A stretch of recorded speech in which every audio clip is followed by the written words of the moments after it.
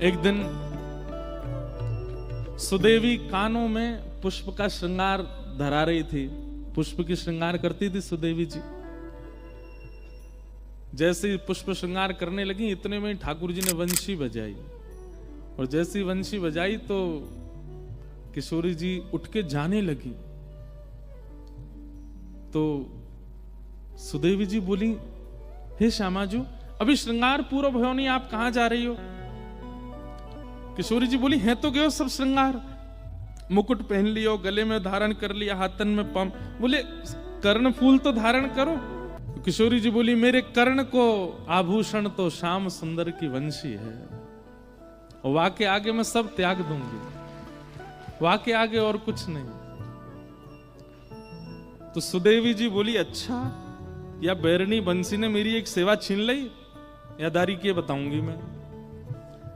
सो एक दिन ठाकुर जी सो रहे यमुना जी के तट पे, बढ़िया गहरी नींद में सो रहे थे। रात भर सोते तो है नहीं, राज करते हैं, दोपहर में ही सोते हैं, जब गैया चराने जाते हैं तभी ठाकुर जी शयन करते हैं।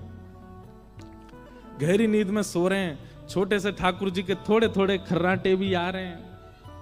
इतने में ही सुदेवी गई, और वहां ने जैसे ही देखी ठाकुर जी के लेटे भय, ये वंशी मेरी सेवा में विघ्न डारे। सो ठाकुर जी की खोंच में धरी हुई वंशी धीमे ते निकाल के और चुराए के भाग गई वहां ते, और ले जा करके किशोरी जी के बगल में पधरा दी। किशोरी जी बोली, अरे सुदेवी, ये तने कहा क्यों? बोले, ये वंशी या की वजह से आज मैं सेवा ना कर पाई आपकी। मैं आपके कानन में पुष्प धरा रही और ये वंशी की धुन सुनते ही आप दौड़ गई वहां पे। लो, या यहीं रख लो, और ये जब जब मैं कानन को श्रृंगार करूंगी तब तब वंशी आप ही बजाती रही हूं, ताकि मेरी सेवा पूरी हो। अब ये श्याम सुंदर के पास नहीं रहेगी।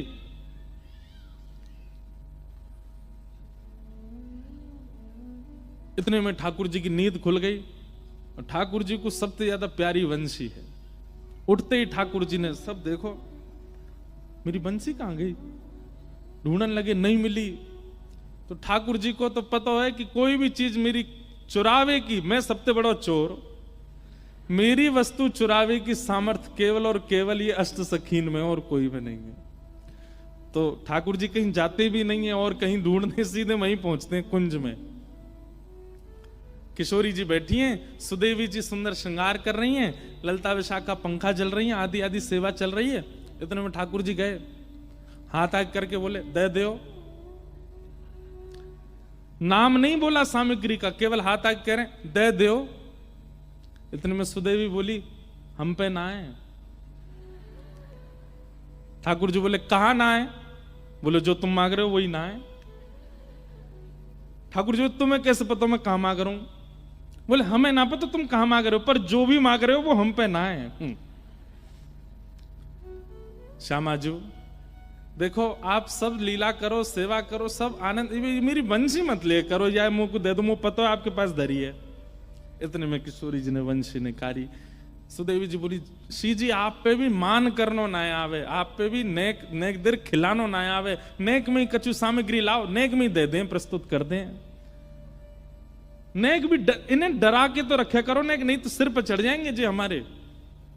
वंशी लाके मैंने दी, एक आध दो दिन वह धरी रखती, नेक में निकाल के दे दी। ऐसी हमारी भोली सी किशोरी जी।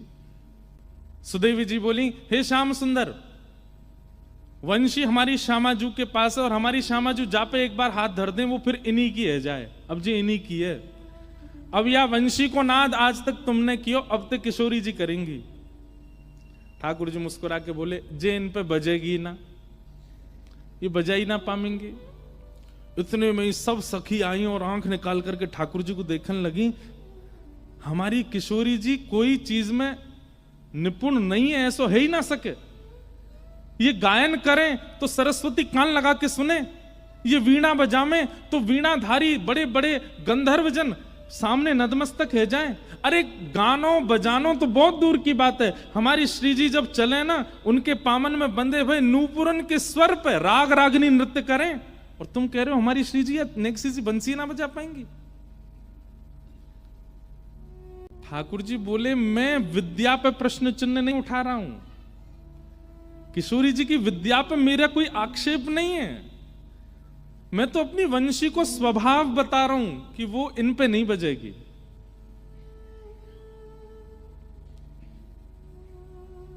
सुदेवी जी बोली, श्यामाजू आप दिखाए दो इन्हें, नेक बजाए दो, वंशी बजाए दो नेक। रुको तुम अभी बजा। ठाकुर जी खड़े गए, बजाओ, मैं भी देख रहा हूं, बजाओ। आज अगर ये बज जाए तो मैं भी नंद को लाला नहीं। सुदेवी बोली, ऐसा है सके कि भैया इनने कहीं सौगंध वोगंध दे दी हो। सुदेवी बोली, हरी पत्ती सामने कसम उतारी राम ने। हरिवंशी तो पे जितनी कसम चढ़ी है सब उतर गई आज, तो को बजनो ही है आज, किशोरी जी बजाएंगी। ठाकुर जी खड़े, बोले मैं हूं देखूं। अरे भैया कोई सौगंध नहीं है, कछू नहीं है, फिर भी बजा जाएंगे।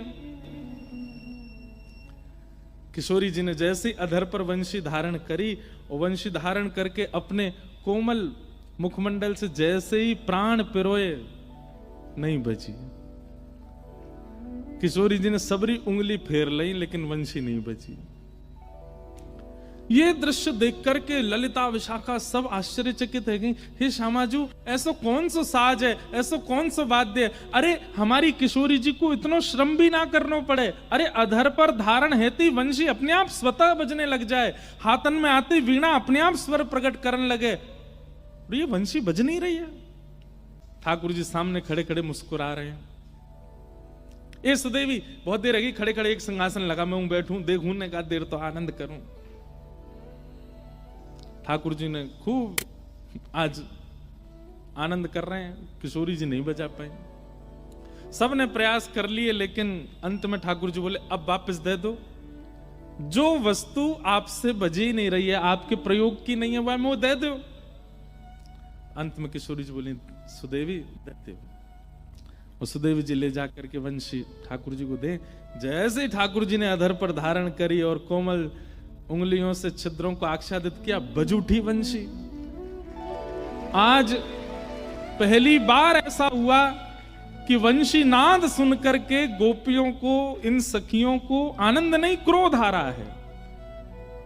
और ललिता विशाखा बोली, पकड़ लियो, छीन लियो या बांसुरी को और ले करके अपने पामन ते तोड़ दो, चूर चूर कर दो, जमुना जी में बहा दो। अरे अरे बैरणी, अरे तू भी कृष्ण की तरह छली कपटी है गई है। किशोरी जी की सेवा में आई तो बज नहीं रही है, वहां जाके बजन लगी।